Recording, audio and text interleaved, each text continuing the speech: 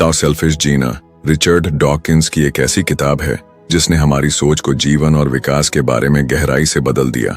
आज हम आपको बताएंगे कि असली खिलाड़ी इंसान या जीव नहीं बल्कि हमारे जीन हैं, जो अपने अस्तित्व को बचाए रखने के लिए हमें और हर जीव को एक साधन की तरह इस्तेमाल करते हैं। यह दृष्टिकोण हमें दिखाता है कि परोपकार, प्रतिस्पर्धा और यहाँ तक कि प्रेम भी जीन के अपने अस्तित्व को आगे बढ़ाने की रणनीतियां हो सकती हैं। किताब विज्ञान की जटिलताओं को बेहद आसान और रोमांचक भाषा में समझाती है, जिससे हम अपने अस्तित्व और प्रकृति के रहस्यों को नए नजरिए से देखने लगते हैं। यह न केवल जीव विज्ञान में क्रांति लाती है बल्कि सोचने के तरीके को भी बदल देती है। द सेल्फिश जीन सिर्फ विज्ञान की किताब नहीं है, यह हमारे जीवन और दुनिया की गहरी समझने का दरवाजा खोलती है। पहला अध्याय एक गहरी और रोमांचक शुरुआत करता है, जहां जीवन की उत्पत्ति और उसके विकास को जीन की दृष्टि से समझाया जाता है। यह विचार हमें सामान्य सोच से बाहर ले जाता है, क्योंकि अक्सर हम मानते हैं कि जीवन का उद्देश्य केवल जीवित रहना या प्रजातियों को आगे बढ़ाना है। लेकिन यहां बात कुछ अलग है। यहां हर चीज का मूल आधार है जीन। वे छोटे छोटे सूचना के कण जिन्होंने अरबों साल पहले इस धरती पर जीवन की पहली चिंगारी को जन्म दिया था। सोचिए, जब पृथ्वी पर सिर्फ सागर, चट्टानें और हवा थी, तभी इन सूक्ष्म अणुओं ने एक अद्भुत खेल शुरू किया। यह खेल था खुद को दोहराने का, कॉपी करने का। शुरुआत में यह प्रक्रिया बहुत अस्थिर थी, लेकिन धीरे धीरे कुछ अणु बाकी से बेहतर तरीके से खुद को कॉपी करने लगे। यहीं से असली कहानी शुरू हुई। यही पहले रिप्लिकेटर थे, जो आगे चलकर जीन बने और हर जीव के निर्माण की नींव बने। किताब हमें यह समझाती है कि जीवन को समझने के लिए हमें इन जीनों की यात्रा को देखना होगा। वे किसी भी जीव या प्रजाति से ज्यादा प्राचीन हैं। जब वे पहली बार बने, तब न मनुष्य था, न जानवर, न पेड़ पौधे, सिर्फ वे और उनकी अद्भुत क्षमता खुद को बनाए रखना। समय के साथ कुछ जीन ऐसे संयोजन बनाने लगे जिन्होंने उन्हें और अधिक सुरक्षित और स्थायी बना दिया। धीरे धीरे उन्होंने मशीनें तैयार की, जिन्हें हम आज जीव कहते हैं। चाहे एक सूक्ष्म जीव हो या विशालकाय हाथी, हर जीव दरअसल जीनों का एक वाहन है, एक तरह का सुरक्षा कवच जो उनके अस्तित्व को बनाए रखने के लिए बना है। यहां किताब हमें एक अलग नजरिया देती है। अक्सर हम सोचते हैं कि जीव जंतु या इंसान केंद्र में है और जीन हमारे भीतर छिपे हैं, लेकिन असल में कहानी उलटी है। जीन ही असली नायक हैं और हम यानी जीव सिर्फ उनके साधन हैं। हमारी आंखें, हमारे हाथ पांव, हमारी बुद्धि, सब कुछ जीन की रणनीति का हिस्सा है। उनका मकसद सिर्फ इतना है कि वे सुरक्षित रहें और खुद को अगली पीढ़ी तक पहुंचाते रहें। यह विचार थोड़ा अजीब लग सकता है, लेकिन जब हम प्रकृति के उदाहरण देखते हैं तो यह सच साबित होता है। उदाहरण के लिए, एक पक्षी का अपने बच्चों को भोजन खिलाना हमें प्यार और परवाह लगता है, लेकिन अगर गहराई से देखें तो यह भी जीन की योजना है। अगर वह पक्षी अपने बच्चों का ख्याल रखेगा तो उनके जीन जीवित रहेंगे और आगे बढ़ेंगे। अगर वह ऐसा न करे तो उसके जीन वहीं खत्म हो जाएंगे। इसी तरह मधुमक्खियों का एक दूसरे के लिए काम करना या चींटियों का सामूहिक जीवन, यह सब असल में जीन की रणनीति है। यह अध्याय हमें यह समझाता है कि हमारी नैतिकता, हमारे रिश्ते और हमारे व्यवहार भी कहीं न कहीं जीन से जुड़े हैं। किताब का पहला अध्याय जीवन के शुरुआती दिनों को बेहद आकर्षक तरीके से पेश करता है, जब पृथ्वी पर केवल रसायन थे और उन रसायनों के बीच अजीब सी प्रतिक्रियाएं हो रही थीं। तभी अचानक एक व्यवस्था उत्पन्न हुई। यह व्यवस्था थी दोहराव की, और यही दोहराव जीवन की नींव बना। यहां से विकास की यात्रा शुरू हुई। धीरे धीरे कोशिकाएं बनी, फिर जटिल जीव बने और अंत में मनुष्य का जन्म हुआ। लेकिन हर स्तर पर जीन केंद्र में रहे। उन्होंने ऐसे ऐसे संयोजन बनाए जिनसे जीवित रहना और प्रजनन संभव हुआ। अध्याय यह भी बताता है कि जीन स्वार्थी क्यों कहे जाते हैं। यहां स्वार्थ का मतलब इंसानी लालच से नहीं है। स्वार्थ का मतलब है कि वे हर समय अपने अस्तित्व को बचाने और आगे बढ़ाने की कोशिश में लगे रहते हैं। अगर कोई रणनीति उन्हें लंबे समय तक जीवित रहने का मौका देती है, तो वही रणनीति टिकती है। यही कारण है कि हम प्रकृति में इतनी विविधता देखते हैं। हर जीव दरअसल अलग अलग रणनीतियों का परिणाम है। कोई तेज दौड़ता है, कोई उड़ता है, कोई पानी में रहता है ये सब जीन के बनाए हुए तरीके हैं ताकि वे अलग अलग परिस्थितियों में सुरक्षित रह सकें। पाठक के लिए यह अध्याय सोचने का नया दरवाजा खोलता है। यह हमें याद दिलाता है कि हम केवल शरीर नहीं हैं, हम उन सूचनाओं के पैकेज हैं जो करोड़ों सालों से एक पीढ़ी से दूसरी पीढ़ी तक यात्रा कर रही हैं। हमारी हर सांस, हर कदम, यहां तक कि हमारे सपने भी इस बड़े खेल का हिस्सा हैं। जब हम खुद को इस नजरिए से देखते हैं तो एहसास होता है कि जीवन सिर्फ व्यक्तिगत अनुभव नहीं है, यह एक लंबी और अद्भुत यात्रा है जो अरबों साल पहले शुरू हुई थी। पहले अध्याय की खूबसूरती यह है कि यह पाठक को जिज्ञासा और विस्मय से भर देता है। यह हमें सोचने पर मजबूर करता है कि अगर जीन ही सब कुछ नियंत्रित कर रहे हैं तो हमारी स्वतंत्र इच्छा कहां है? क्या हम सच में अपने फैसले खुद लेते हैं या यह भी जीन की कोई चाल है? दूसरा अध्याय और भी गहरी समझ की ओर ले जाता है, जहां यह बताया जाता है कि जीन केवल अस्तित्व की लड़ाई ही नहीं लड़ते, बल्कि वे अपने अस्तित्व को बनाए रखने के लिए अलग अलग तरह की रणनीतियां अपनाते हैं। यहां किताब हमें यह दिखाती है कि जीन अकेले काम नहीं करते, वे समूह बनाकर भी काम करते हैं। उन्हें जीवित रहने और पीढ़ियों तक टिके रहने के लिए एक दूसरे के साथ तालमेल बैठाना पड़ता है। यही तालमेल आगे चलकर जीवन के जटिल स्वरूप को जन्म देता है। जब हम अपने शरीर की संरचना को देखते हैं, दिल की धड़कन से लेकर मस्तिष्क की जटिलता तक, तो हमें यह समझ आता है कि यह सब जीनों की साझेदारी का नतीजा है। हर जीन अपने फायदे के लिए काम करता है, लेकिन जब वे साथ मिलकर एक शरीर बनाते हैं तो उसका परिणाम हमारे जैसे जीवित प्राणी होते हैं। यह अध्याय हमें यह भी सिखाता है कि जीनों के पास असंख्य संभावनाएं होती हैं, लेकिन जो संयोजन सबसे ज्यादा कारगर साबित होता है वही आगे बढ़ता है। यह बिल्कुल वैसे ही है जैसे कोई प्रतियोगिता हो जिसमें कई खिलाड़ी भाग लेते हैं, लेकिन जो सबसे ज्यादा चालाक और टिकाऊ रणनीति अपनाता है वही जीतता है।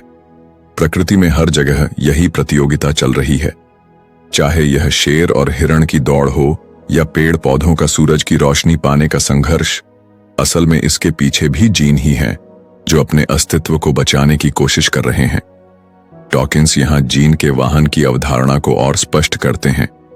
वे बताते हैं कि हर जीव जीनों का वाहन है जिसे उन्होंने खुद बनाया है ताकि वे सुरक्षित रह सकें। जैसे एक जहाज समुद्र की लहरों पर अपने यात्रियों को लेकर चलता है, वैसे ही जीव जीनों को पीढ़ी दर पीढ़ी लेकर चलते हैं। अगर जहाज डूब गया तो यात्री खत्म हो जाएंगे, और अगर जीव मर गया तो उसके भीतर के जीन भी नष्ट हो जाएंगे। इसलिए जीन हमेशा ऐसे शरीर बनाने की कोशिश करते हैं जो सुरक्षित हों, भोजन पा सकें और प्रजनन कर सकें। यही कारण है कि जीवों में इतने तरह की विशेषताएं और गुण विकसित हुए हैं। यह अध्याय कई उदाहरणों से यह स्पष्ट करता है, जैसे पक्षियों के पंख, मछलियों के गलफड़े, इंसानों का मस्तिष्क। ये सब चीजें जीन की बनाई हुई रणनीतियां हैं। पंख ने पक्षियों को उड़ान दी जिससे वे शिकारी से बच सके और दूर दूर तक भोजन पा सके।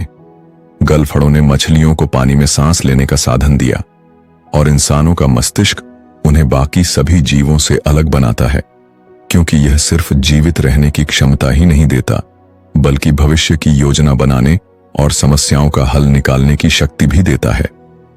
इन सभी विकासों का असली कारण जीन की वह निरंतर कोशिश है जिसमें वे खुद को बनाए रखना चाहते हैं। इस अध्याय का एक बड़ा आकर्षण यह है कि यह हमें स्वार्थ और सहयोग दोनों के बीच के संबंध को दिखाता है। आमतौर पर हम सोचते हैं कि स्वार्थ और सहयोग दो विपरीत चीजें हैं, लेकिन किताब हमें यह समझाती है कि जीन के लिए दोनों ही रणनीतियां उपयोगी हो सकती हैं।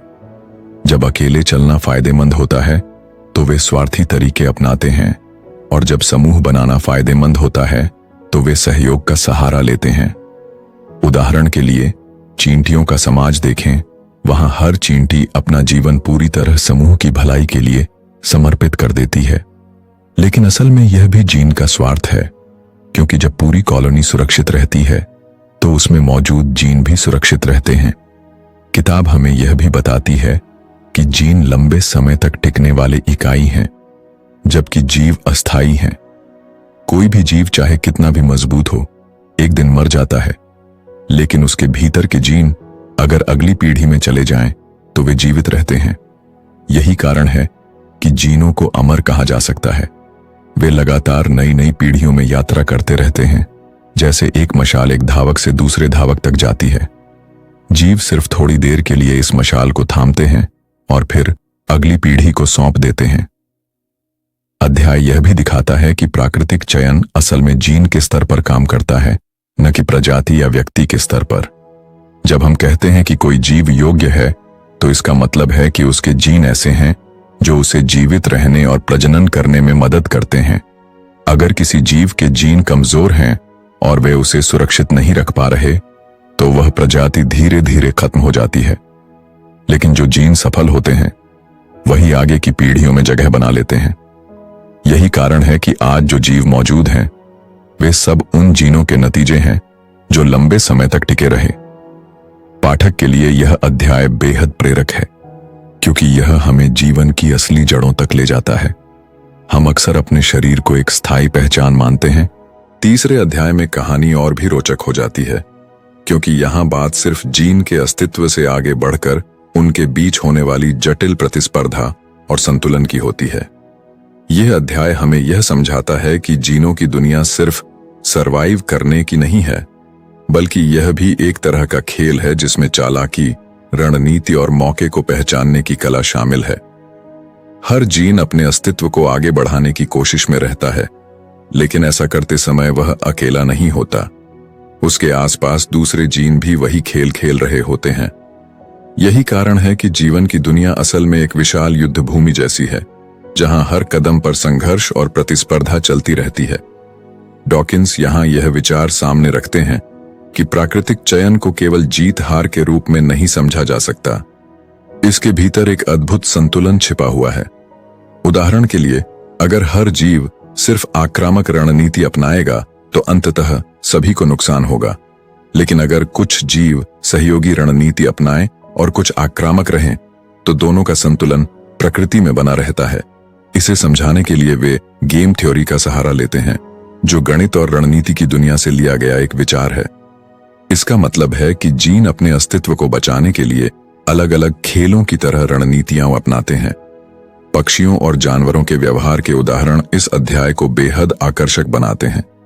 जैसे एक पक्षी अगर अपने क्षेत्र की रक्षा करता है, तो वह अपने जीन को सुरक्षित रखने के लिए ऐसा करता है। लेकिन अगर वह हर समय लड़ाई करेगा, तो उसकी ऊर्जा खत्म हो जाएगी और उसका नुकसान होगा। वहीं अगर दूसरा पक्षी शांत रहता है और लड़ाई से बचता है, तो वह ऊर्जा बचाकर बेहतर तरीके से भोजन पा सकता है और अपने बच्चों की परवरिश कर सकता है। यहां हमें यह समझ आता है कि जीन की रणनीतियां हमेशा परिस्थितियों के अनुसार बदलती रहती हैं। कोई एक रणनीति हमेशा काम नहीं करती, बल्कि सफलता संतुलन में छिपी होती है। इस अध्याय में यह विचार भी सामने आता है कि स्वार्थी जीन का मतलब यह नहीं है कि जीव हमेशा स्वार्थी होंगे, बल्कि कई बार सहयोग करना भी जीन के लिए सबसे फायदेमंद रणनीति हो सकती है। जब दो जीव एक दूसरे की मदद करते हैं, तो यह देखने में परोपकार लगता है, लेकिन असल में इसके पीछे भी वही स्वार्थी जीन काम कर रहे होते हैं। उदाहरण के लिए, अगर दो जानवर मिलकर शिकार करते हैं, तो दोनों को भोजन मिलेगा और दोनों अपने जीन को आगे बढ़ा सकेंगे। इसी तरह पक्षियों का एक दूसरे को खतरे की चेतावनी देना भी दिखने में त्याग जैसा लगता है, लेकिन वास्तव में यह जीन की सुरक्षा का तरीका है। डॉकिंस यहां यह भी बताते हैं कि जीवों के बीच का यह खेल अरबों सालों से चलता आ रहा है। कोई भी रणनीति स्थायी नहीं है। जैसे ही कोई नई रणनीति आती है, बाकी जीन भी उसके मुकाबले नई चालें सीख लेते हैं। यह बिल्कुल शतरंज की तरह है, जहां हर चाल का जवाब होता है। अगर एक पक्षी ने आक्रामक रणनीति अपनाई, तो दूसरे पक्षी ने बचाव की रणनीति बनाई। अगर किसी ने धोखा देना सीखा, तो दूसरे ने धोखे को पहचानना सीख लिया। इस निरंतर संघर्ष और प्रतिस्पर्धा से ही जीवन इतना विविध और जटिल बना है। तीसरे अध्याय की खासियत यह है कि यह हमें प्रकृति की उस गहरी बुद्धिमत्ता से रूबरू कराता है जो जीनों के भीतर छिपी है। जीनों को कोई चेतना नहीं होती, वे कोई योजना नहीं बनाते, लेकिन फिर भी उनका व्यवहार ऐसा लगता है जैसे वे किसी बड़े खेल के खिलाड़ी हों। वे लगातार प्रयोग करते रहते हैं और जो प्रयोग कामयाब होता है वही टिक जाता है। यही वजह है कि जीवन में कभी कभी हमें ऐसे व्यवहार दिखाई देते हैं जो चौंकाने वाले होते हैं, जैसे नर मछली का मादा का ध्यान आकर्षित करने के लिए रंग बिरंगे नृत्य करना या नर मोर का अपनी विशाल पूंछ दिखाना। ये सब देखने में आकर्षण या सौंदर्य लगते हैं, लेकिन असल में यह सब जीनों की रणनीति है ताकि वे साथी को आकर्षित कर सकें और अपने अस्तित्व को आगे बढ़ा सकें। यह अध्याय हमें यह भी सिखाता है कि प्रकृति में स्थायी शांति या स्थायी युद्ध जैसी कोई चीज नहीं होती। यहां हमेशा एक नाजुक संतुलन होता है। यही संतुलन जीवन को टिकाए रखता है। अगर कोई एक पक्ष बहुत ज्यादा ताकतवर हो जाए तो बाकी का अस्तित्व खतरे में पड़ जाएगा, और अगर सभी सहयोगी हो जाएं तो प्रतिस्पर्धा खत्म हो जाएगी और विकास रुक जाएगा। इसलिए प्रकृति ने दोनों को साथ साथ रखा है। यही कारण है कि हम आज भी दुनिया में आक्रामक और सहयोगी दोनों तरह के व्यवहार देखते हैं। चौथा अध्याय हमें जीनों की दुनिया को और गहराई से समझने का मौका देता है। अब तक हमने जाना कि जीन अपने अस्तित्व को बचाने के लिए स्वार्थी ढंग से काम करते हैं और हर जीव दरअसल उनका एक वाहन है। लेकिन इस अध्याय में एक और दिलचस्प विचार सामने आता है कि जीन सिर्फ जीवों के व्यवहार को नियंत्रित नहीं करते, बल्कि वे लंबे समय तक बने रहने वाले पैटर्न और रणनीतियों को भी जन्म देते हैं।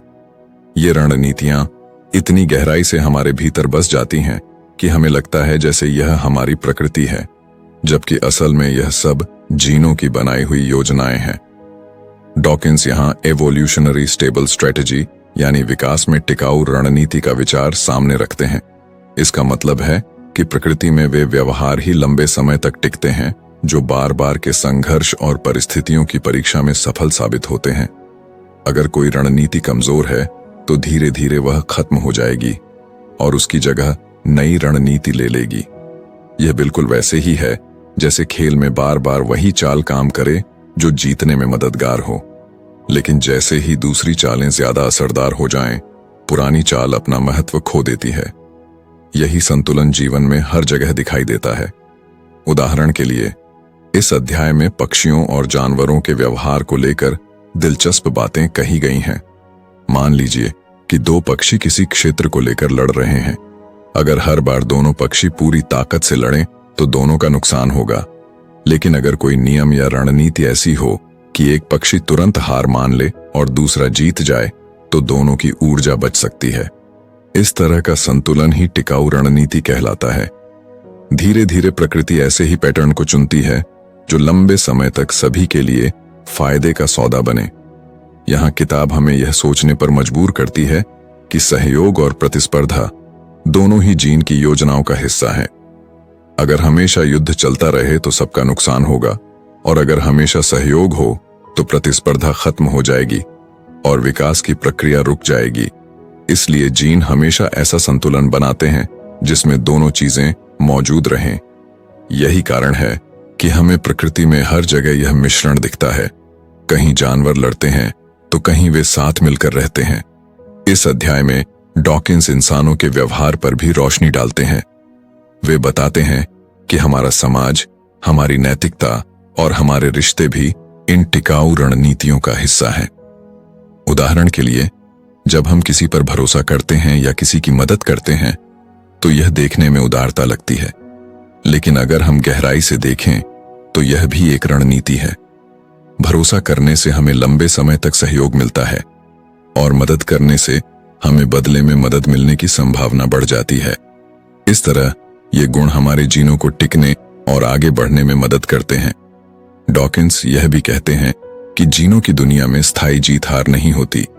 हर रणनीति एक समय तक सफल रहती है, लेकिन जैसे ही परिस्थितियां बदलती हैं, नई रणनीतियां उभर आती हैं। यह बिल्कुल एक खेल की तरह है जहां हर खिलाड़ी लगातार अपनी चाल बदलता रहता है। इस निरंतर बदलाव ने ही जीवन को इतना विविध और अनोखा बना दिया है। चौथे अध्याय का एक अहम पहलू यह है कि यह हमें यह समझाता है कि जीवन का असली खेल व्यक्तिगत स्तर पर नहीं बल्कि जीनों के स्तर पर खेला जा रहा है। जब हम किसी इंसान या जानवर को देखकर उसके व्यवहार का विश्लेषण करते हैं तो हमें लग सकता है कि वह स्वतंत्र रूप से फैसला ले रहा है, लेकिन असल में उसके पीछे जीन की टिकाऊ रणनीतियां काम कर रही होती हैं। यही कारण है कि कई बार हमें अपने ही व्यवहार पर हैरानी होती है, जैसे डर लगना, आकर्षण होना या दूसरों के साथ जुड़ाव महसूस करना। यह सब हमारे जीनों की बनाई हुई योजनाओं का हिस्सा है। किताब यहां उदाहरण देती है कि कैसे नर और मादा जीवों के बीच के रिश्ते भी जीन की रणनीतियों से प्रभावित होते हैं। नर अक्सर ज्यादा से ज्यादा संतान पैदा करने की कोशिश करता है, क्योंकि इससे उसके जीन ज्यादा फैलेंगे। वहीं मादा संतान की गुणवत्ता पर ध्यान देती है, क्योंकि उसे उन्हें पालने और सुरक्षित रखने की जिम्मेदारी उठानी पड़ती है। यही कारण है कि प्रकृति में नर और मादा के व्यवहार अलग अलग दिखाई देते हैं, लेकिन दोनों ही रणनीतियां अंततः जीनों के अस्तित्व को बनाए रखने के लिए काम करती हैं। अध्याय का सबसे आकर्षक हिस्सा यह है कि यह हमें यह दिखाता है कि जीवन केवल एक संघर्ष नहीं है, बल्कि यह निरंतर संतुलन का खेल है। अगर कोई रणनीति बहुत ज्यादा हावी हो जाए तो वह खुद ही असफल हो जाती है, और अगर कोई रणनीति बिल्कुल गायब हो जाए तो उसकी जगह कोई और ले लेती है। 5वां अध्याय हमें जीन की उस दुनिया में ले जाता है जहां रिश्तों और सहयोग की गहरी कहानी छिपी है। अब तक हमने देखा कि जीन अपने अस्तित्व को बचाने के लिए स्वार्थी ढंग से काम करते हैं, लेकिन यहां यह अध्याय बताता है कि कई बार वही स्वार्थ दूसरों की मदद करने के रूप में सामने आता है। यह पहली नजर में विरोधाभासी लगता है। अगर जीन स्वार्थी हैं, तो वे क्यों किसी और के लिए त्याग करेंगे? लेकिन डॉकिंस हमें यह समझाते हैं कि असल में यह भी जीन का अपना खेल है, क्योंकि मदद करके भी वे अपने अस्तित्व को आगे बढ़ाते हैं। यहां किन सिलेक्शन यानी संबंध आधारित चयन का विचार सामने आता है। इसका मतलब है कि हम उन लोगों या जीवों की मदद करने की ज्यादा संभावना रखते हैं जिनसे हमारा खून का रिश्ता होता है। कारण सीधा है, हमारे रिश्तेदारों में हमारे बहुत सारे जीन समान होते हैं। अगर हम उनकी मदद करते हैं तो हमारे अपने जीन भी आगे बढ़ते हैं।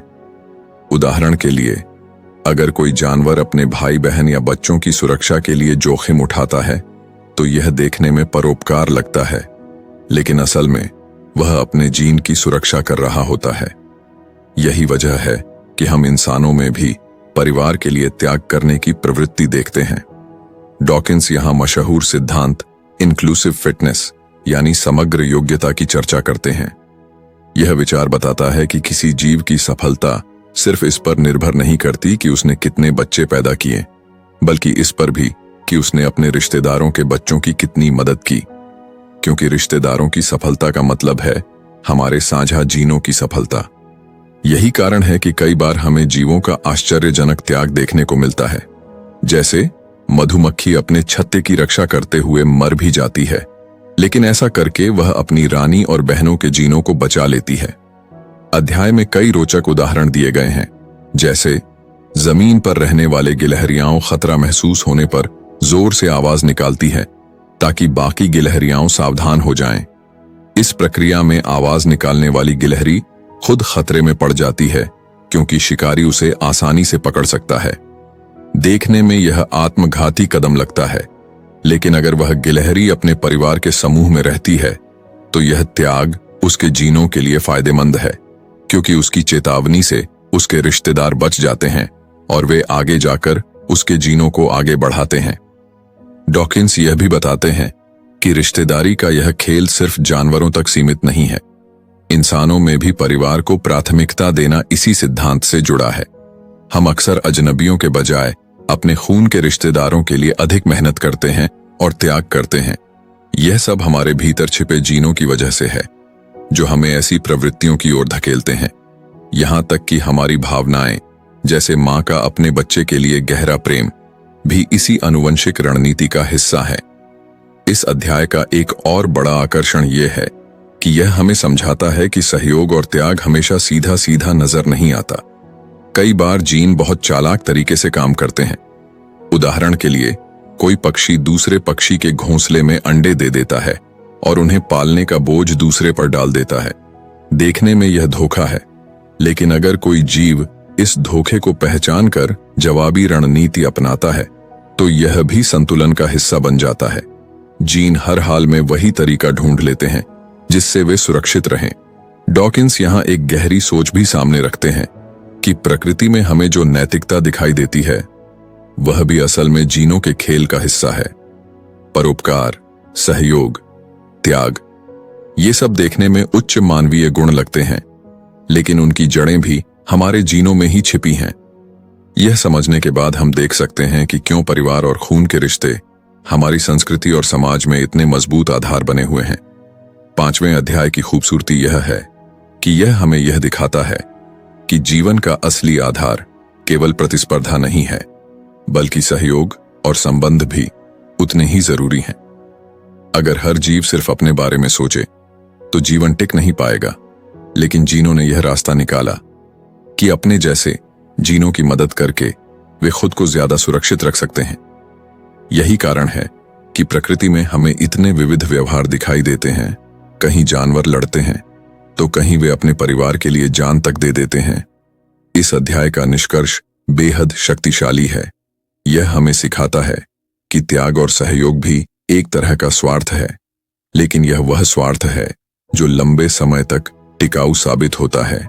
6वां अध्याय जीनों की दुनिया को और भी रोमांचक तरीके से सामने लाता है, क्योंकि यहां हम सीखते हैं कि रिश्तेदारी से आगे भी सहयोग और परोपकार किस तरह काम करता है।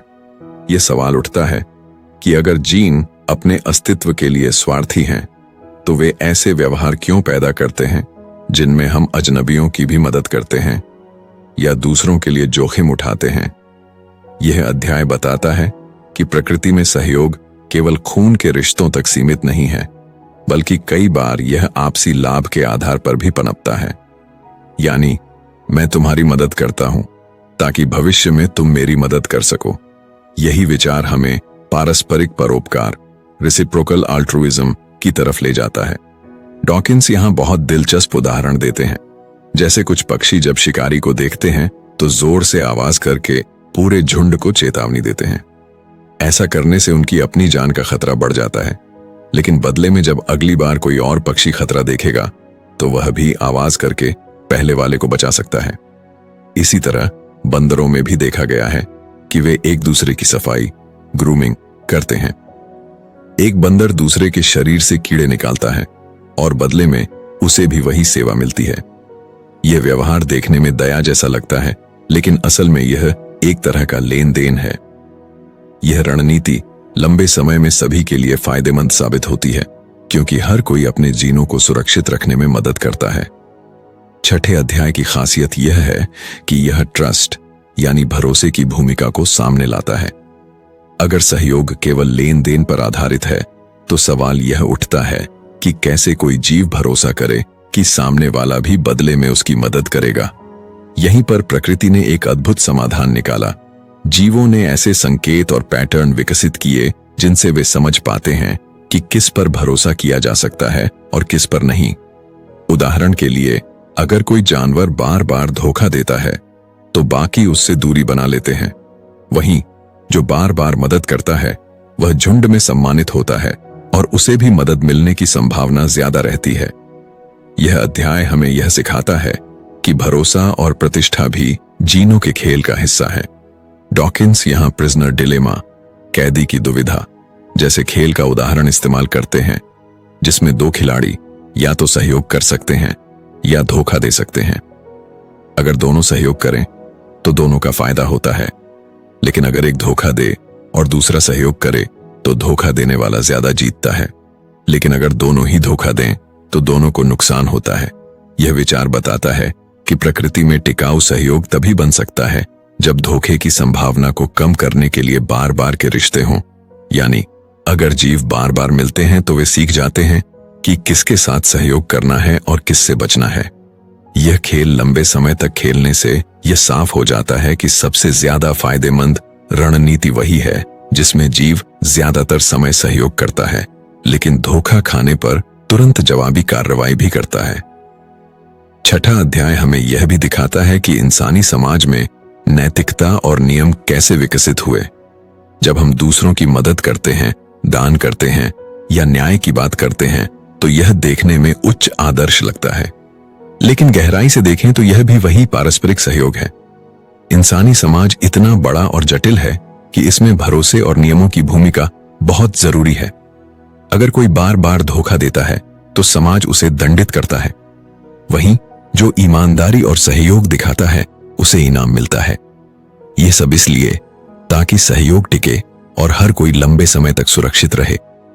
यह सोचने में आश्चर्यजनक है कि हमारी नैतिकता, कानून और संस्कृतियां भी अंततः जीनों की इन्हीं रणनीतियों से प्रेरित हैं। डॉकिंस बताते हैं कि यह प्रणाली पूरी तरह से संतुलन पर टिकी हुई है। अगर कोई समाज पूरी तरह स्वार्थी हो जाए और कोई सहयोग न करे तो वह जल्दी टूट जाएगा। वहीं अगर सब अंधाधुंध भरोसा करें और कोई भी सतर्क न रहे तो धोखेबाज जीत जाएंगे। इसलिए टिकाऊ रणनीति वही है जिसमें सहयोग और सतर्कता दोनों हों। यही संतुलन ही इंसानी रिश्तों, समाज और यहां तक कि राजनीति की नींव बना है। यह अध्याय हमें यह भी एहसास कराता है कि इंसान का दिमाग और उसकी भावनाएं भी जीनों के इन्हीं खेलों से आकार ली हैं। हम गुस्सा क्यों होते हैं जब कोई हमें धोखा देता है? क्योंकि यह हमें सतर्क करता है कि आगे से उस पर भरोसा न करें। हम कृतज्ञ क्यों होते हैं जब कोई हमारी मदद करता है, ताकि हम भविष्य में भी उस पर भरोसा कर सकें और संबंध मजबूत कर सकें। ये भावनाएं देखने में बेहद व्यक्तिगत लगती हैं, लेकिन असल में ये भी जीन की बनाई हुई रणनीतियां हैं। 7वां अध्याय हमें एक बेहद दिलचस्प और गहराई से सोचने पर मजबूर करने वाले विचार से परिचित कराता है, परिवार और माता पिता की रणनीतियां।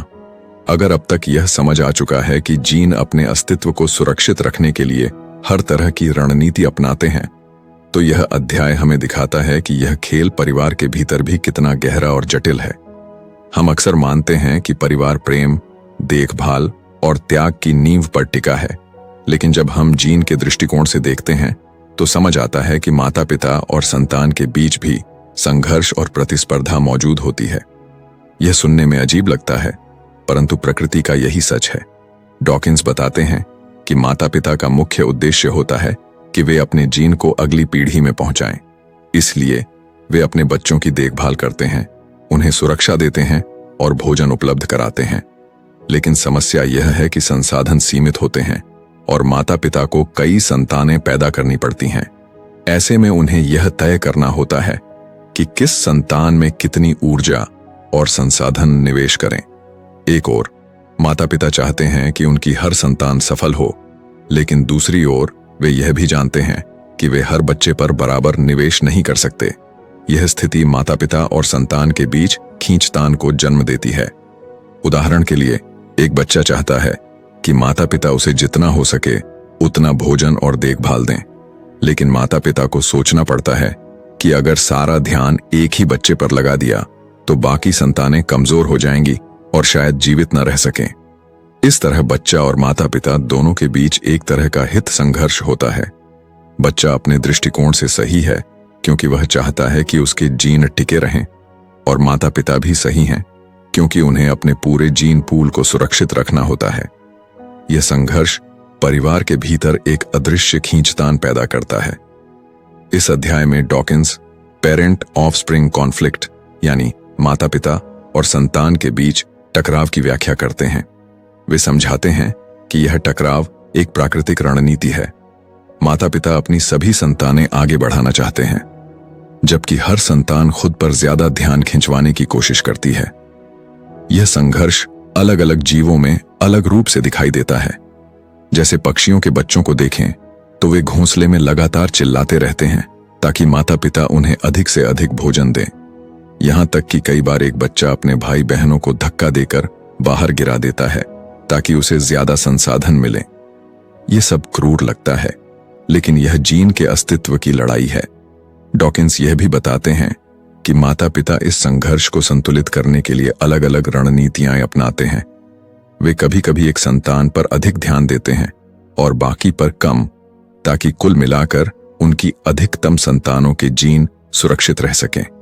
यह रणनीति अक्सर पर्यावरण पर निर्भर करती है। अगर भोजन पर्याप्त है तो माता पिता हर बच्चे पर समान ध्यान दे सकते हैं, लेकिन अगर संसाधन सीमित हैं तो उन्हें कठिन निर्णय लेने पड़ते हैं। उदाहरण के लिए, कुछ पक्षी प्रजातियां अपने छोटे बच्चों को खुद ही मरने के लिए छोड़ देती हैं ताकि बड़े बच्चे जीवित रह सकें। यह अध्याय हमें यह भी दिखाता है कि भाई बहनों के बीच भी प्रतिस्पर्धा स्वाभाविक है। हर बच्चा चाहता है कि माता पिता उसके ऊपर ज्यादा निवेश करें। यही वजह है कि भाई बहनों के बीच झगड़े, ईर्ष्या और प्रतिस्पर्धा देखी जाती है। यहां तक कि इंसानी परिवारों में भी हम यह व्यवहार देखते हैं, भले ही वह अलग अलग रूप में हो। कोई बच्चा चाहता है कि माता पिता उसे ज्यादा प्यार और ध्यान दें, और कई बार यह प्रतिस्पर्धा जीवन भर चलती रहती है। लेकिन इस संघर्ष का एक दूसरा पहलू भी है, सहयोग। डॉकिंस बताते हैं कि भाई बहन कभी कभी मिलकर भी काम करते हैं क्योंकि उनके जीन एक दूसरे से जुड़े होते हैं। यानी अगर एक भाई बहन की मदद करने से दूसरे की भी संभावना बढ़ती है तो यह सहयोग टिकता है। इस तरह परिवार सिर्फ संघर्ष की जगह नहीं बल्कि सहयोग और संतुलन की भी जगह है। यह सब जीनों की उसी स्वार्थी रणनीति का हिस्सा है जिसमें अंततः वही निर्णय टिकता है जिससे जीनों के जीवित रहने की संभावना सबसे ज्यादा हो। डॉकिंस यहां यह भी चर्चा करते हैं कि इंसानी नैतिकता और भावनाएं भी इसी संघर्ष और संतुलन से बनी हैं। हम अक्सर सोचते हैं कि माता पिता का त्याग और बच्चों का प्यार किसी ऊंचे आदर्श से आता है, लेकिन गहराई से देखें तो यह भी जीन की योजनाओं का हिस्सा है। भावनाएं जैसे अपराध बोध, प्रेम और जिम्मेदारी माता पिता को अपने बच्चों में निवेश करने के लिए प्रेरित करती हैं। कि सेल्फिश जीन का अंत हमें एक गहरा और चौंकाने वाला दृष्टिकोण देता है। यह किताब हमें सिखाती है कि हम केवल जीनों के वाहक हैं और उनका असली मकसद है खुद को आगे बढ़ाना। पर साथ ही डॉकिंस यह भी बताते हैं कि इंसान केवल जीनों की कठपुतली नहीं है।